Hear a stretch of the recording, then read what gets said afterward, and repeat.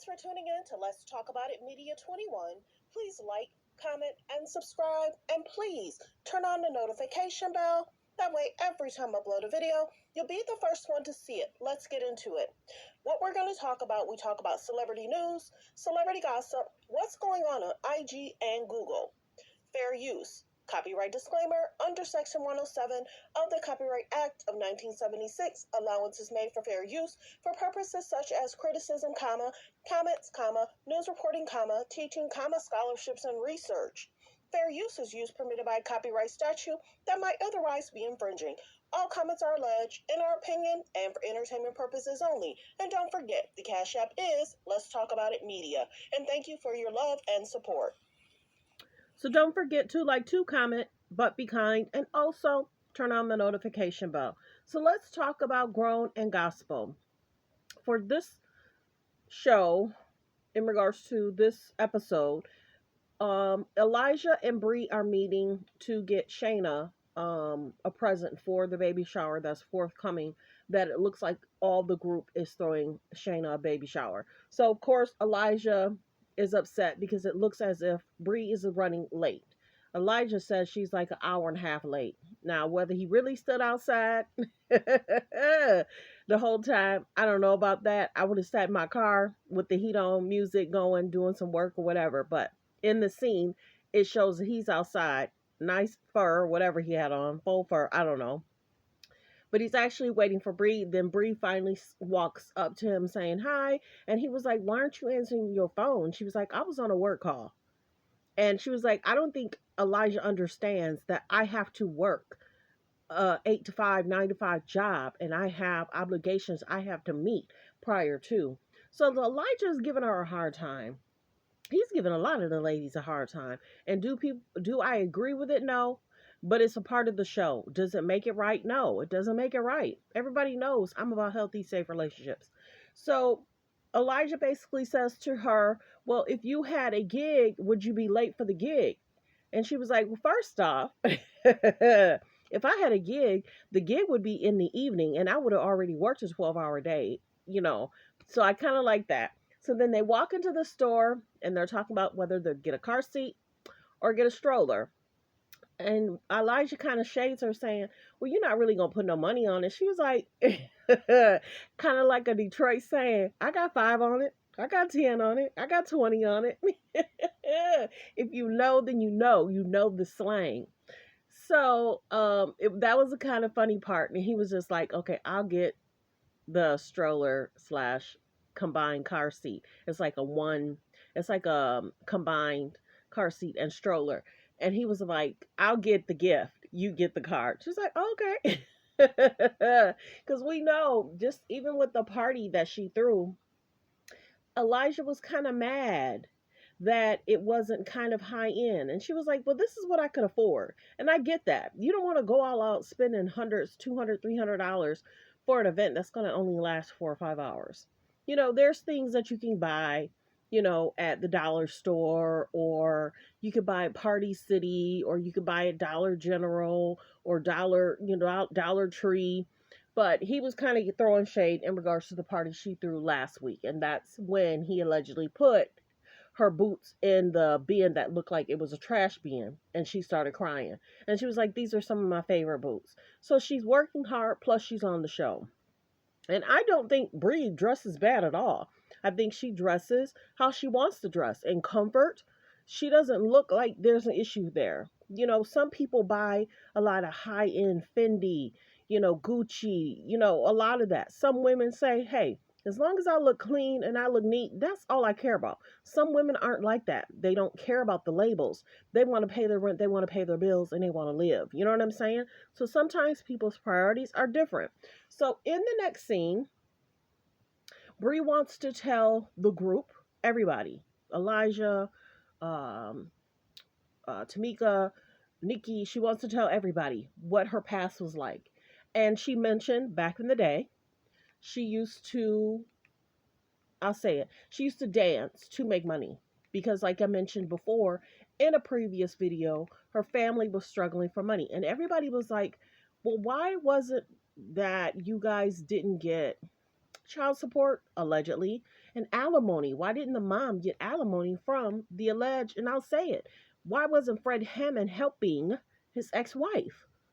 Did she decide she didn't want help, didn't want to accept the help?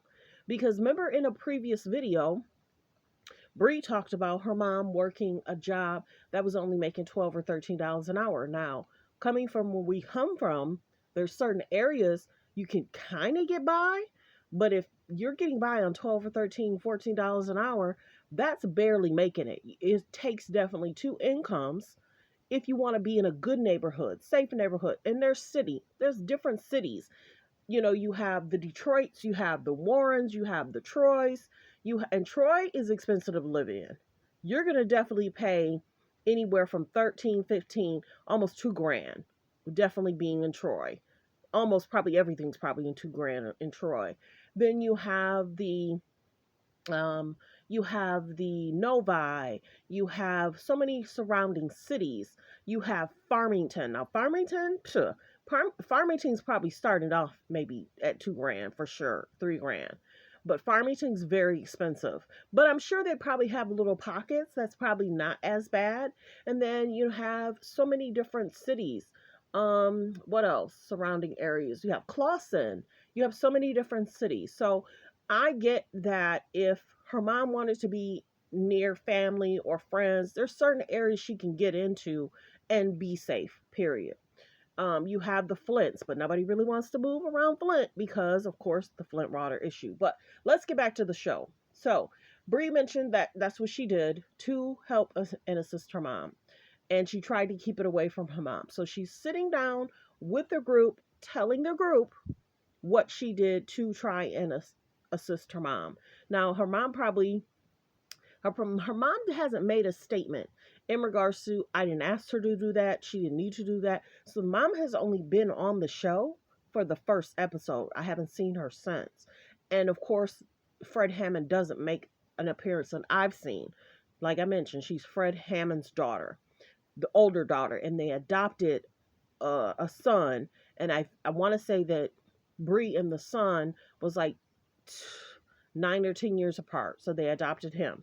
So the biggest thing is, many people are saying, well, hey, Fred, you're saying that you're going to be there for your daughter. And mind you, I'm a huge Fred Hammond fan. I've seen him in concert many, many times in my 20s. Many, many times at different churches, different events. I'll mention the first name. If you know the Straight, if you know the Greater, you'll know that that's where some of the places he's sung at in regards to having church concerts. So many people are saying, well, hey, what transpired? What happened after the divorce? Why were they struggling? It's him being one of, and I can say it, one of the greatest, there's many, greatest gospel male singers around. That's the difference when I say people can sing and people can sing. Fred Hammond knows music. He is excellent at producing, putting on a show, having a concert.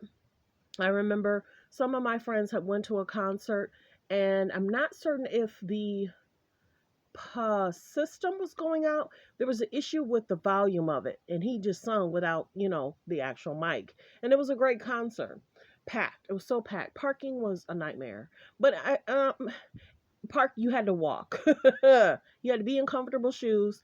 The church has a nice size parking lot, but then luckily there's parking lots outside of that where you just had to walk.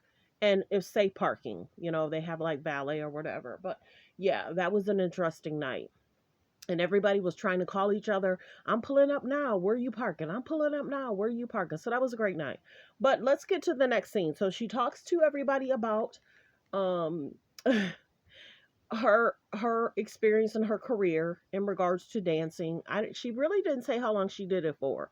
And then you see in the scene where Elijah, tells her thanks for sharing, and then he picks her up like a little child. He picks her up and he has everybody hugging Bree. And Bree is like, put me down. I don't need you to have me, being picked up like this. But I think he did it to show support. So his way of showing stuff is different than other people.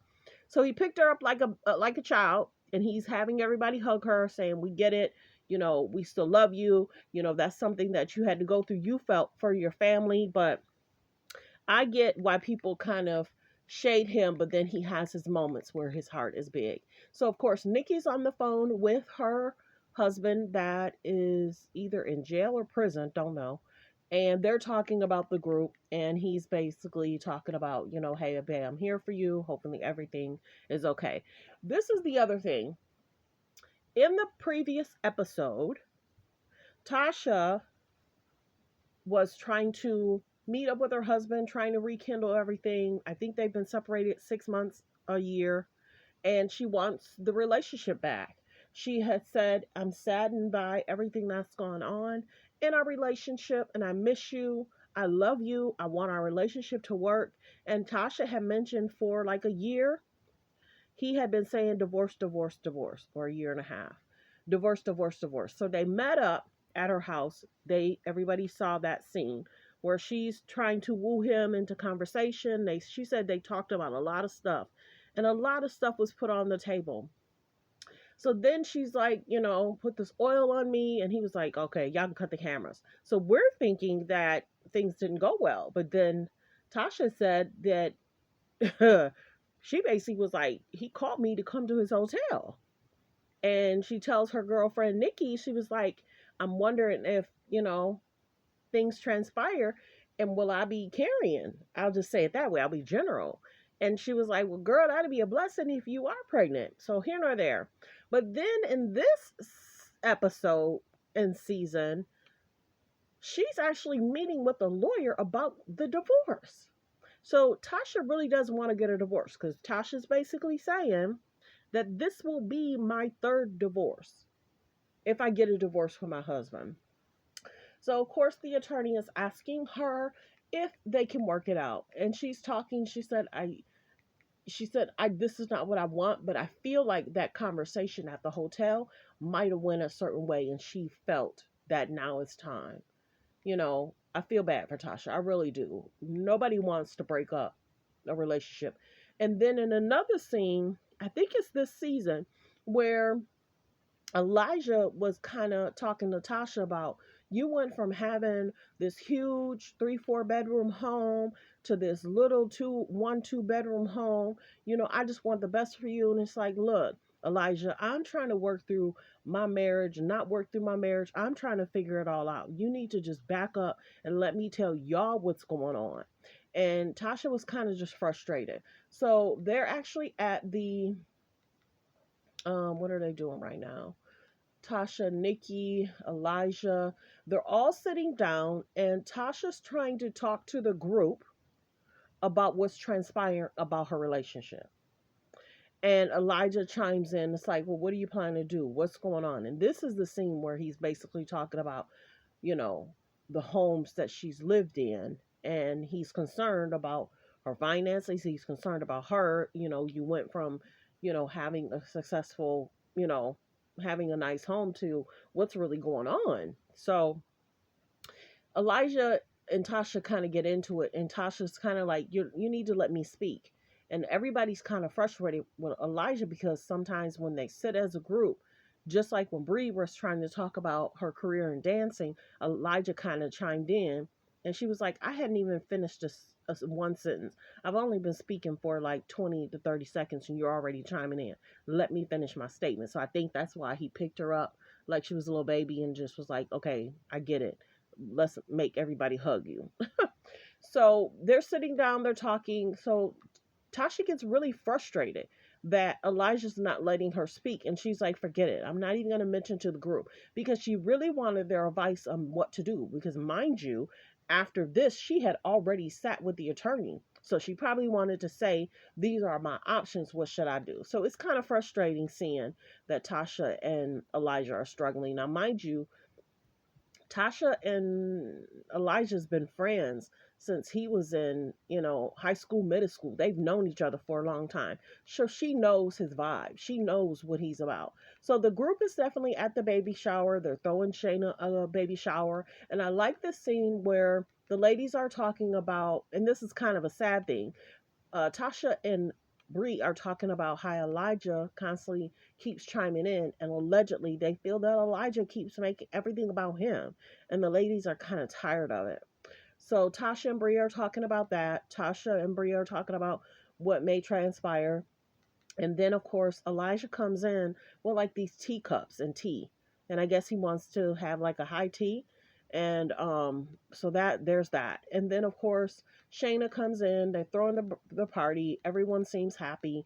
In the next scene, it's kind of sad that Elijah and Tasha are talking. And he's basically saying, lower your voice. And then she was like, no, don't tell me what to do. Are you willing to apologize? And he was like, no, I'm not apologizing. I'm just trying to talk to you and try and figure things out. So that went left, and Tasha ended up leaving. She ended up leaving because she was like, Elijah, you just need to apologize and you need to back up sometimes and let people talk. So there's that. But I did like she ended up maybe going to like the bathroom or something. I did like when Shayna and Tasha sat down because they cleared up everything. And Tasha actually apologized to Shayna because alleged there was a rumor going around, and Tasha felt that Shayna shaded her or didn't wasn't telling her the truth about something. And I guess Tasha ended up finding out the truth, and she apologized to Shayna. And Shayna was like, I've been trying to tell you this for the longest. I had nothing to do with it. I never said that. And maybe someone told her, okay, I lied. I lied to you about what was transpiring between what was said about Shayna, and I think they cleared the air. So it's nice that Tasha cleared everything up with Shayna. That's everything. The group, there was a video that showed in the next, I think they went to WJLB, some of them, and they were talking about the 313. Listen in, tune in to Growing Gospel. So I really like this one. I think we only have one or two more, and that'll be it. And we'll see if they get another season. But I really like the show. I really do. I think it portrays what adults go through in regards to being a Christian, a PK child, the do's, the don'ts, the criticism, the judgment, you know, and there's a lot of that. And if you get to a church where there's just pure love, come as you are, you've been blessed. If you get to a church and you've been sowing into that church, I'll say it. You've been sowing into that church 5, 10 years. And if you need help from that church, if you get that assistance, that's a good church. Some people be sowing into these churches and they may need $80 just to keep their lights on. And some churches won't help them. What? Yeah, some churches will, you've been sewing into that church for 5, 6 years, 10 years, and you just need $200 to get your car fixed so you can get to work. Some churches won't help people. But I guess people say, well, if they help everybody, how are they going to afford to do what they have to do? Well, if many people are giving thousands and thousands and thousands of dollars every week, people used to go Wednesday, Friday, and Sunday. People are kind of like, you should have a fund that kind of assists people, or half. Maybe you can't give them 200, maybe you can give them 100. But that's a lot of issues that people have, and just the counseling part of it, the marriage part of it, being able to stay healthy in the relationships. So, what wishes in regards to that? The next season, I'm trying to think of if they talk about what's happening for the next episode, and hopefully Elijah and Tasha can work things out. So everyone, focus on healthy, safe relationships. Thanks for being here. Like, comment, and subscribe. Let me know how you feel about growing in gospel. Let me know how you feel about this show, period. Let me know what your experience was in regards to growing up. Did you grow up in a apostolic church, a Baptist church, a non-denominational church? Let me know in the comments. Everyone, have a great day.